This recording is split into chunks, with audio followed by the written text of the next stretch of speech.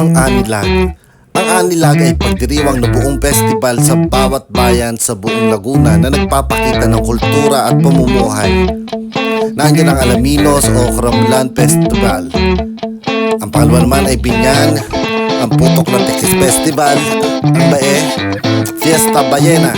Nandiyan ang Kalamba, ang Buyani Festival, ang Kabuyaw, Batingaw Festival. Nandiyan din syempre ang Kalawan, Piña Festival. At sa Kabinti naman ang Sampulilo Festival. Sa Pami, Kawayan Festival naman, Kalayaan ang Kamuting Kahoy Festival ang sinasagawa nila doon. At sa Liliw, ang Cantayaw Chanelas Festival. At sa Los Baños naman ang Banyamos Festival. Sa Luciana naman matatagpuan natin ang Pandan Festival. Syempre andyan ang Lumban, ang Burtang Lumban Festival. Sa Mabidak pinagdiriwang ang Three Kings Festival. Sa Magdalena naman ang Anis Pabling Festival.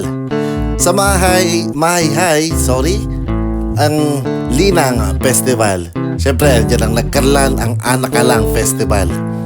At ang Paite, ang Paetaka Festival.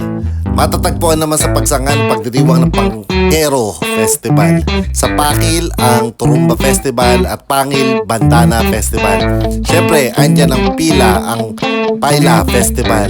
At sa Rizal naman ang Kalatong Festival. At syempre hindi mawawala ang San Pablo, ang Coconut Festival. Sa San Pedro ang San Paquita Festival ay talagang dinarayo rin. At sa Santa Cruz ang Quezong Puti Festival ay pinagdiriwang din. At sa Santa Maria ang Marilag Festival. Santa Rosa ang Sikhayan Festival. At ang pinakamuli ang Sinluan Gilingan Festival. So yun lang, salamat.